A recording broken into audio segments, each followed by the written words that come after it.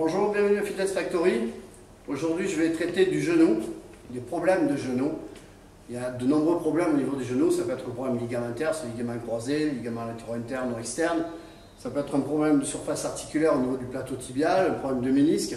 Moi, je vais traiter d'un problème qui est l'inflammation du cartilage rotulien, chondropathie rotulienne, ou ce qu'on appelle aussi le syndrome fémoro-patellaire douloureux.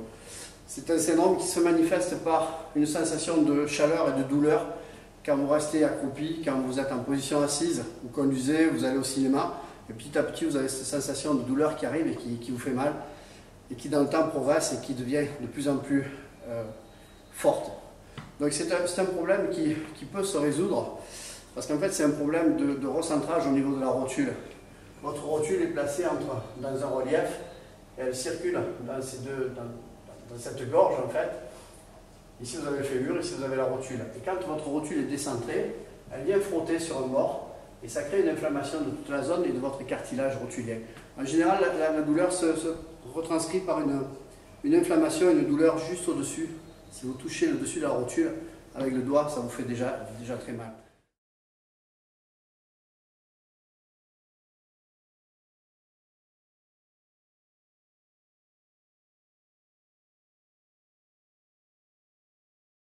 Parce que beaucoup de gens vous diront qu'il faut arrêter, qu'il faut vous mettre au repos, mais le repos, ça n'a jamais été une solution dans les problèmes musculaires.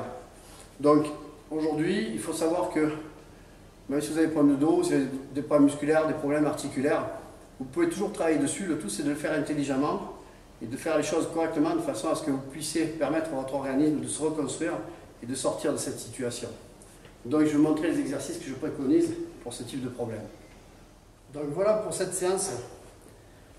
À mettre en place pour vos problèmes de genoux, si vous avez un problème de chondropathie rotulienne, de douleur au niveau de la rotule. Donc la première des choses avant de commencer votre séance, c'est de faire un bon échauffement au vélo, avec la selle un peu haute, de façon à ce que vous soyez en maximum en extension, bien échauffer les cartilages. C'est important de vous chauffer parce que, au-delà de préparer le cœur, les poumons et tout votre système à faire des efforts, l'échauffement permet à faire monter la température dans vos articulations.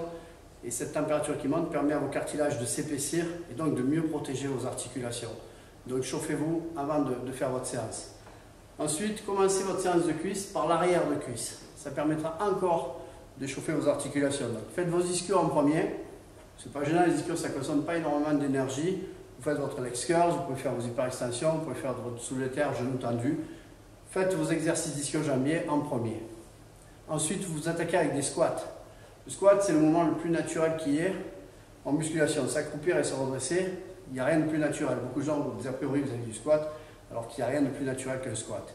Par contre, au niveau du squat, il faut régler l'amplitude. C'est-à-dire que vous ne pouvez pas descendre jusqu'en bas. Donc, vous allez choisir une cage de squat avec des barres de sécurité et vous réglez vos barres de sécurité dans une amplitude de travail qui vous permet de travailler sans avoir de douleur dans les genoux. Donc, vous faites des tests et vous réglez votre amplitude. Ensuite, une fois que vous êtes en place, eh bien, vous travaillez toujours au-dessus de cette zone de douleur. Dans la position de départ, vous décollez, les pieds légèrement à l'extérieur des hanches, la pointe des pieds légèrement vers l'extérieur. Vous gardez toujours vos genoux alignés avec la pointe des pieds et vos appuis sur les talons. Il faut bien rester concentré sur les tensions que vous gardez dans vos cuisses, de façon à garder une tension constante en montant et en descendant. Toujours une tension constante, vous répartissez le poids entre l'avant et l'arrière, de façon à ce que vous n'ayez pas de douleur dans les genoux. Donc, du fait d'avoir diminué grandement l'amplitude de travail, vous compensez par beaucoup plus de charge. Vous verrez que la charge n'est pas un problème au niveau du genou. Le genou, c'est une articulation, plus vous mettez de charge, moins vous avez mal. Vous aurez sûrement mal quand vous allez faire vos séries d'échauffement et monter progressivement, mais une fois que vous serez dans les charges, vous n'aurez plus mal du tout.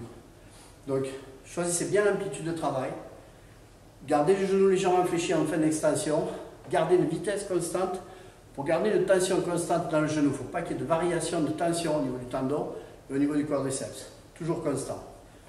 Ce que je préconise entre les séries de squats pendant la récupération, c'est un travail du vaste interne qui permet aussi de décoller un petit peu la rotule et donner de l'espace entre la rotule et les surfaces articulaires du fémur. Donc il y a plusieurs possibilités pour cet exercice. La première est de trouver un point d'appui, prendre appui avec le bout du pied, le genou bien tendu, la pointe du pied un petit peu vers l'extérieur et pousser fortement vers l'avant pour travailler sur le vaste interne statique et décoller un petit peu la rotule. Donc là, vous donnez de l'espace et ça va vous soulager au niveau des douleurs. Vous le faites à droite, et même si vous avez pas mal sur l'autre genou, vous le faites quand même sur l'autre genou. Vous faites toujours les deux genoux, parce que si vous avez un problème à un genou, vous l'aurez sûrement à l'autre. Donc vous le faites sur les deux. Donc vous pouvez faire ça entre les séries, celui-là. Vous pouvez le faire avec un élastique. Donc vous mettez votre pied à l'intérieur.